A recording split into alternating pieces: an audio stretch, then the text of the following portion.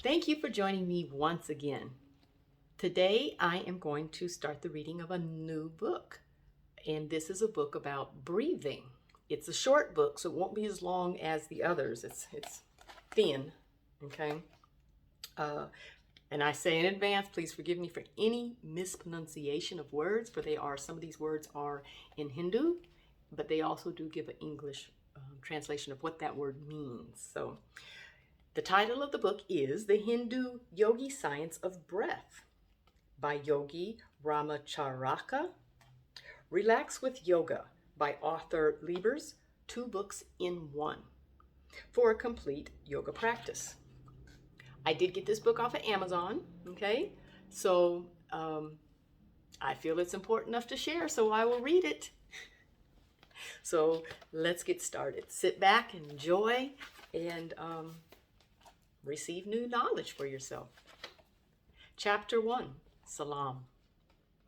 The Western student is apt to be somewhat confused in his idea regarding the yogis and their philosophy and practice.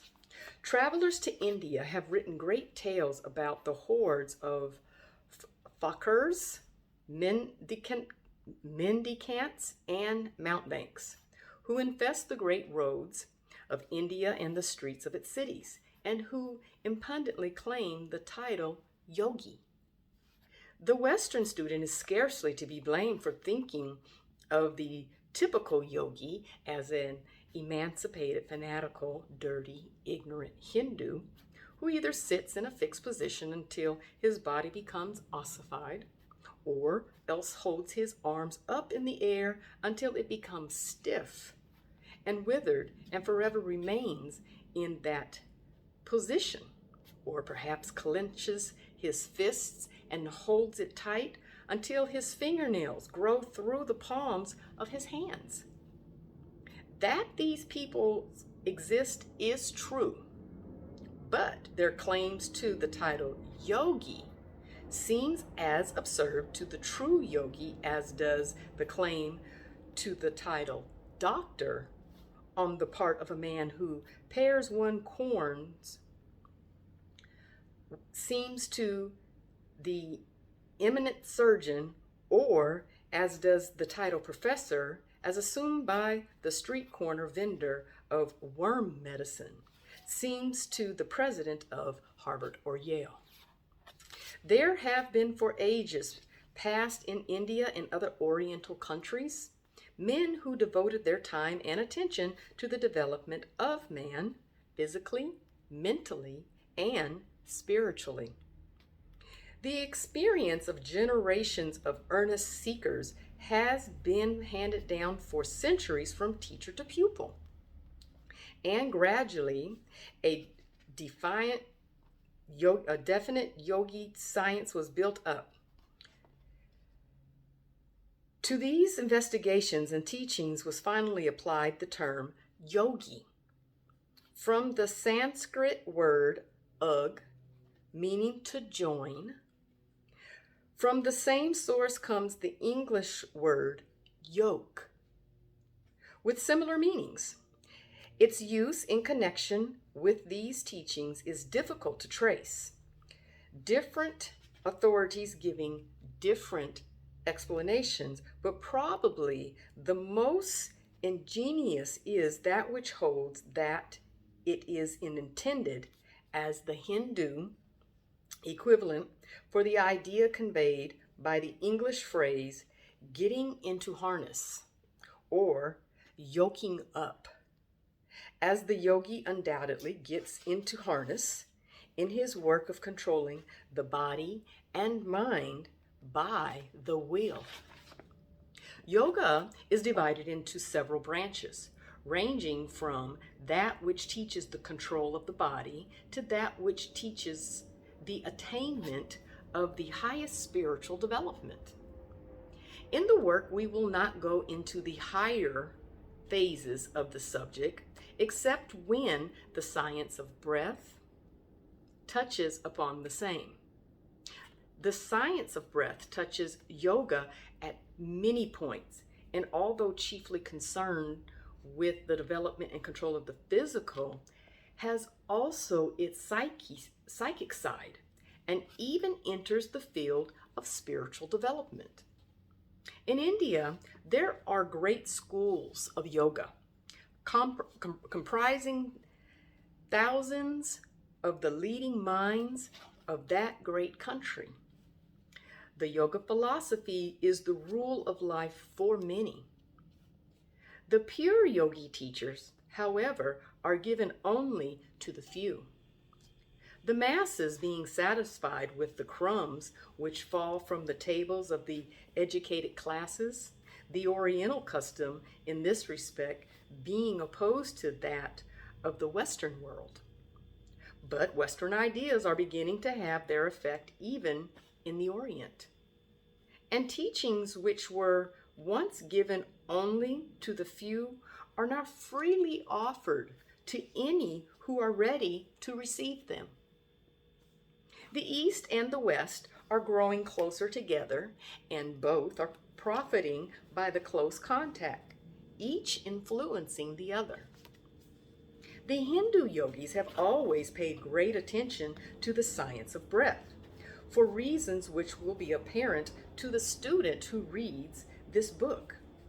Many Western writers have touched upon this phase of the yogi teachings, but we believe that it has been reserved for the writer of this work to give to the Western student, in concise form and simple language, the underlying principles of the yogi science of breath, together with many of the favorite yogi breathing exercises and methods. We have given the Western idea as well as the Oriental, showing how one dovetails into the other. We have used the ordinary English terms almost entirely, avoiding the Sanskrit terms so confusing to the average Western reader. The first part of the book is devoted to the physical phase of the science of breath. Then the psyche and mental sides are considered. And finally, the spiritual side is touched upon. We may be pardoned if we express ourselves as pleased with our success in condensing so much yogi lore into so few pages, and by the use of words and terms which may be understood by anyone. Our only fear is that its very simplicity may cause some to pass it by as unworthy of attention, while they pass on their way searching for something deep, mysterious, and non-understandable. However, the Western mind is eminently practical, and we know that it is only a question of a short time before it will recognize the practicability of this work. We greet our students with most profound salam and bid them be seated for their first lesson in the yogi science of breath. Chapter 2. Breath is life.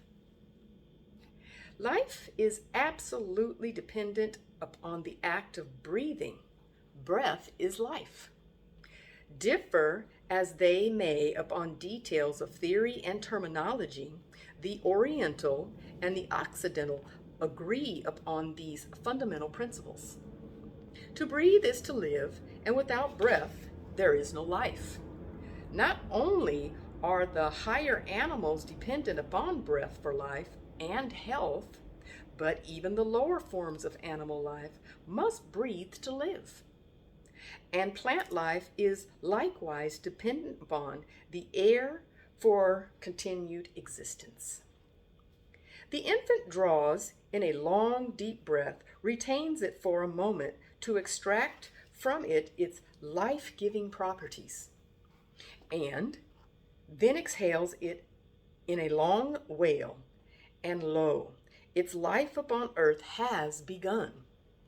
The old man gives a faint gasp, ceases to breathe, and life is over. From the first faint breath of the infant to the last gasp of the dying man. It is one long story of continued breathing. Life is but one series of breaths.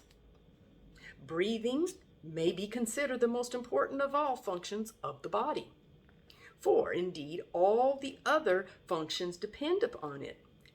Man may exist some time without eating, a shorter time without drinking, but without breathing, his existence may be measured by a few minutes. And not only is man dependent upon breath for life, but he is largely dependent upon correct habits of breathing for continued vitality and freedom from disease. An intelligent control of our breathing power will lengthen our days upon earth by giving us increased vitality and powers of resistance, and, on the other hand, unintelligent and careless breathing will tend to shorten our days by decreasing our vitality and laying us open to disease. Man in his normal state has no need of instructions in breathing. Like the lower animal and the child, he breathed naturally and properly, as nature intended him to do. But civilization has changed him in this and other respects.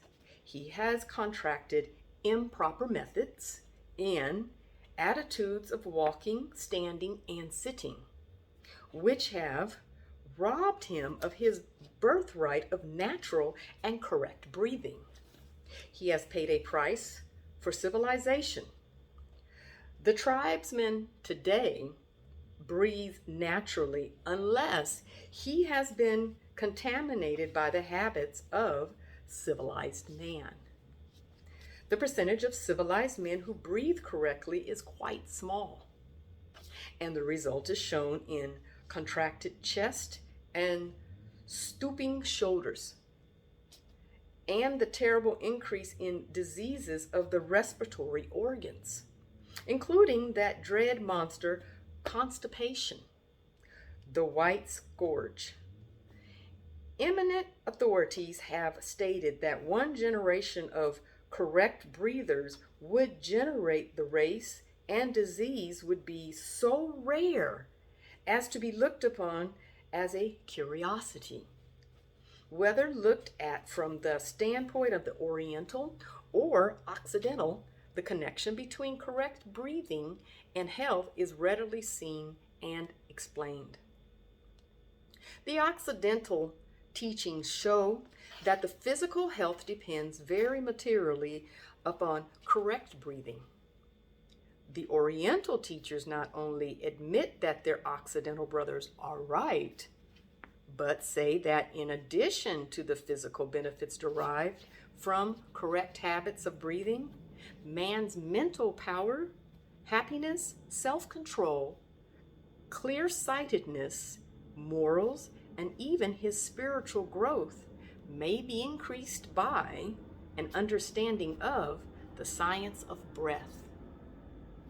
Whole schools of Oriental philosophy have been founded upon this science, and this knowledge, when grasped by the Western races and by them put to the practical use, which is their strong point, will work wonders among them.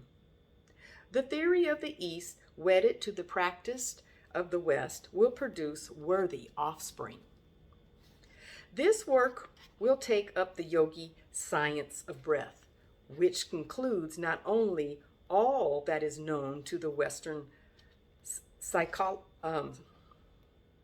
sociologist and hygienist, but the occult side of the subject as well.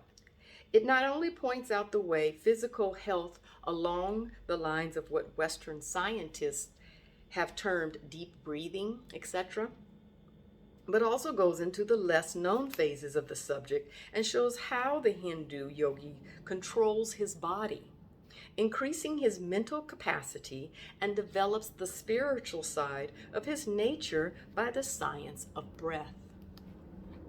The yogi practices exercises which he attains control of his body and is enabled to send to any organ or part an increased flow of vital force or prana, thereby strengthening and invigorating the part or organ. He knows all that his Western scientific brothers know about the physiological effects of correct breathing, but he also knows that the air contains more than oxygen and hydrogen and nitrogens, and that something more is accomplished than the mere oxygenation of the blood. He knows something about prana, of which his Western brother is ignorant. And he is fully aware of the nature and manner of handling that great principle of energy and is fully informed as to its effect upon the human body and mind. He knows that by rhythmical breathing, one may bring himself into harmonious vibration with nature and aid in the unfoldment of his latent powers. He knows that by controlled breathing, he may not only cure disease in himself and others, but also practically do away with fear and worry and the baser emotions. To teach these things in the object of this work, we will give in a few chapters concise explanations and instructions which might be extended into volumes. We hope to awaken the minds of the Western world to the value of the yogi science of breath. Chapter 3.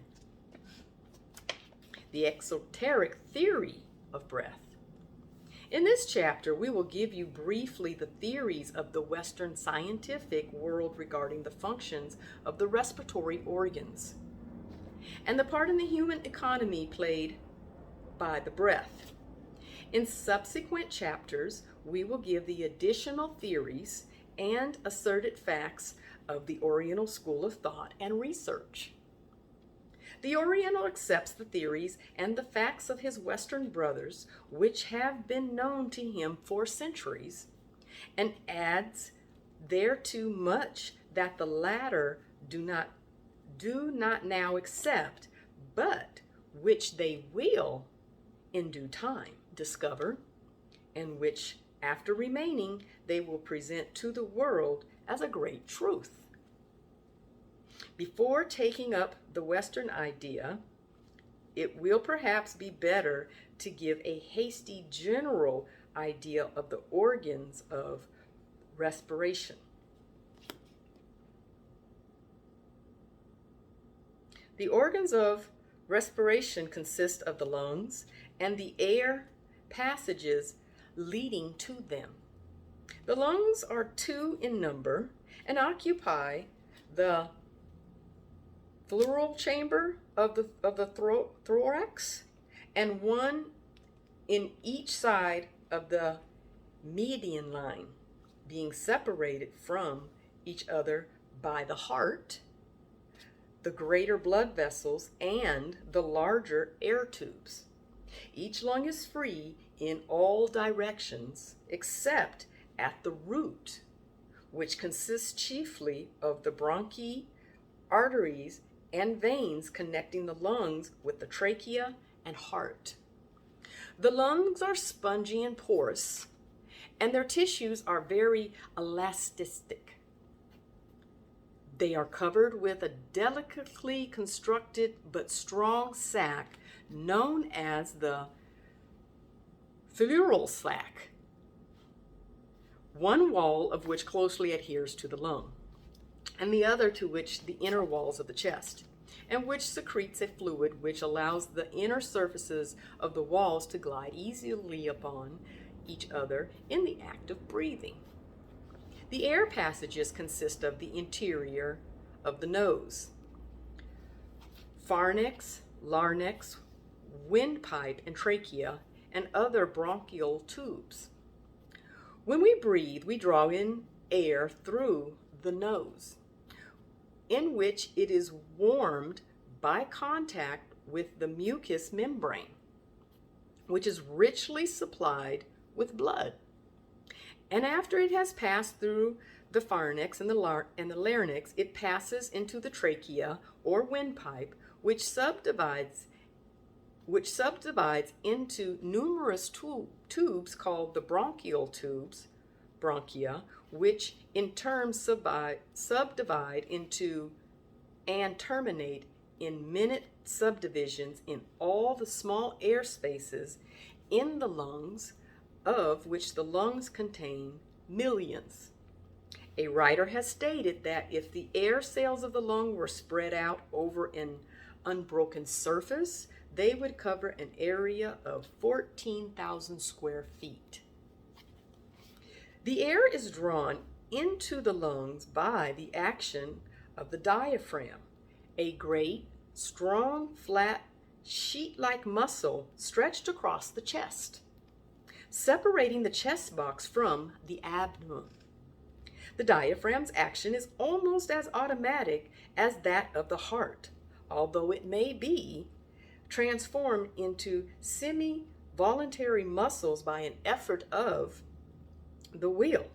It expands, it increases the size of the chest and lungs, and the air rushes into the vacuum thus created.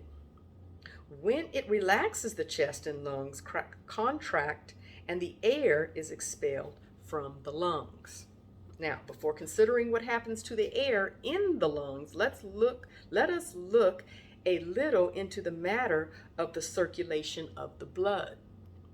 The blood, as you know, is driven by the heart through the arteries into the capillaries, thus reaching every part of the body, which it vitalizes, nourishes, and strengthens. It then returns by means of the capillaries by another route, the veins to the heart, from which it is drawn to the lungs. The blood starts on its arterial journey, bright red and rich, laden with life-giving qualities and properties. It returns by the venous route, poor, blue, and dull, being laden down with the waste matter of the system. It goes out like a fresh stream from the mountains. It returns as a stream of sewer water. This foul stream goes to the right auricles of the heart. When the auricles become filled, it contracts and forces the stream of blood through an opening in the right ventricle of the heart, which in turn sends it to the lungs, where it is distributed by millions of hair-like blood vessels to the air cells of the lung, of which we have spoken. Now, let's take up the story of the lungs at this point. The foul stream of blood is now distributed among the millions of tiny air cells in the lungs.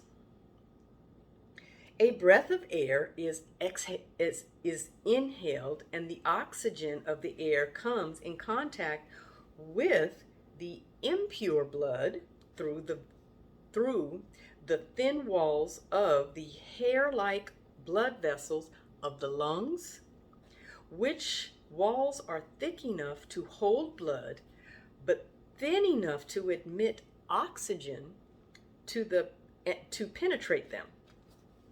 When the oxygen comes in contact with the blood, a form of combustion takes place, and the blood takes up oxygen and releases carbonic acid gas generated from the waste products and poisonous matter which has been gathered up by the blood from all the parts of the system.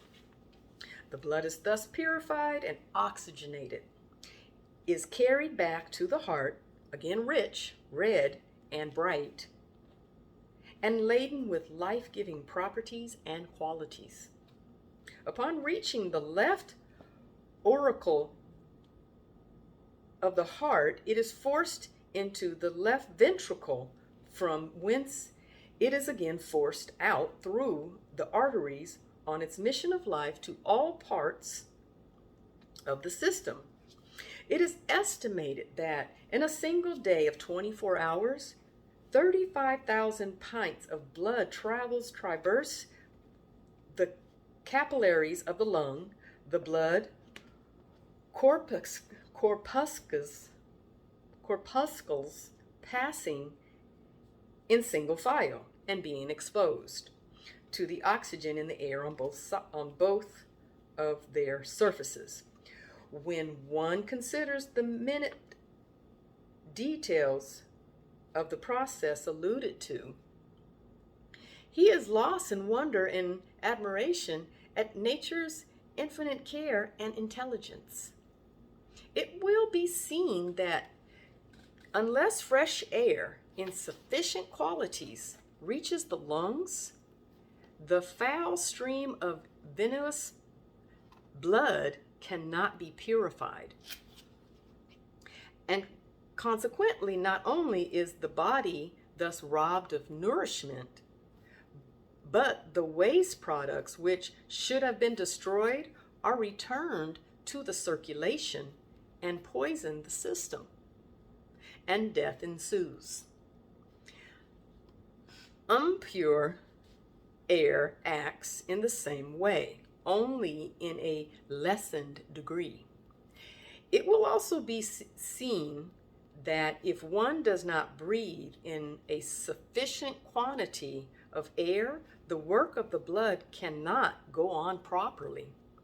And the result is that the body is insufficiently nourished, and disease ensues, or a state of imperfect health is experienced. The blood of one who breathes improperly is, of course, of a bluish dark color, lacking the rich redness of pure arterial blood, arterial blood, tongue-tied. This often shows itself in a poor complexion. Proper breathing and a consequent good circulation results in a clear, bright complexion. A little reflection will show the vital importance of correct breathing. If the blood is not fully purified by the regenerative process of the lungs, it returns to the arteries in an abnormal state, insufficiently purified and imperfectly cleaned of the impurities which it took on in its return journey. These impurities, if returned to the system, will certainly manifest in some form of disease, either in a form of blood disease or some disease resulting from impaired functioning of some insufficiently nourished organ or tissue. The blood, when properly exposed to the air in the lungs, not only has its impurities consumed and parts with its noxic carbonic acid gas, but it also takes up and absorbs a certain quality of oxygen which it carries to all parts of the body, where it is needed in order that nature may perform her processes properly.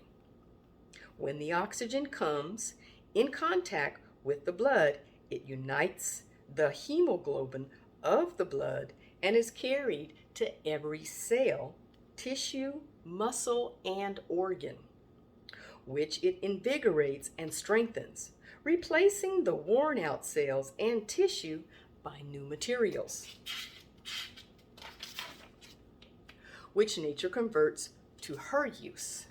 Arterial blood, properly exposed to the air, contains about 25% of free oxygen, Not only is every part vitalized by the oxygen, but the act of digestion depends materially upon a certain amount of oxygenation of the food, and this can be accomplished only by the oxygen in the blood coming in contact with the food and producing a certain form of combustion.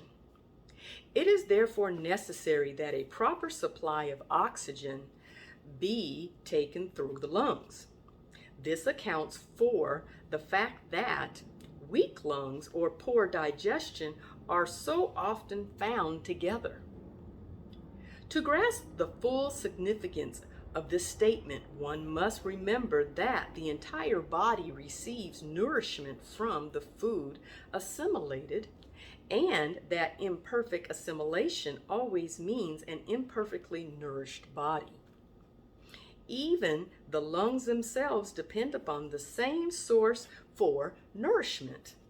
And if through imperfect breathing the assimilation becomes imperfect and the lungs in turn become weakened, they are rendered still less able to perform their work properly, and so in turn the body becomes further weakened. Every particle of food and drink must be oxygenated before it can yield us the proper nourishment, and before the waste products of the system can be reduced to the proper condition to be eliminated from the system. Lack of sufficient oxygen means imperfect nutrition, imperfect elimination, and imperfect health. Verily, breath is life. The combustion arising from the change in the waste products generates heat and equalizes the temperature of the body. Good breathers are not apt to take cold, and they generally have plenty of good warm blood, which enables them to resist the changes in the outer temperature. In addition to the above mentioned important processes, the act of breathing gives exercise to the internal organs and muscles, which feature is generally overlooked by the Western writers on the subject, but which the yogis fully appreciate. Excuse me. In perfect or shallow breathing, only a portion of the lung cells are brought into play, and a great portion of the lung capacity is lost, the system suffering in proportion to the amount of under-oxygenation. The lower animals in their native state breathe naturally, and primitive man undoubtedly did the same. The abnormal manner of living adapted by civilized man, the shadow that follows upon civilization, has robbed us of our natural habit of breathing, and the race has greatly suffered thereby. Hence, only physical salvation is to get back to nature. Okay, I'm going to stop right there, and we'll pick up at chapter 4 on page 17. So I don't want to make it too long so that, makes it for easier listening. Thank you for listening. This is a book that I'm reading about breathing, and it's called The Hindu Yogi Science of Breath. I got it off of Amazon, and thought the information was good, so I thought I would read it. Thank you for listening. Please subscribe, like, share the video if you think somebody else can benefit from it. And thank you, and have a great day. So until next time,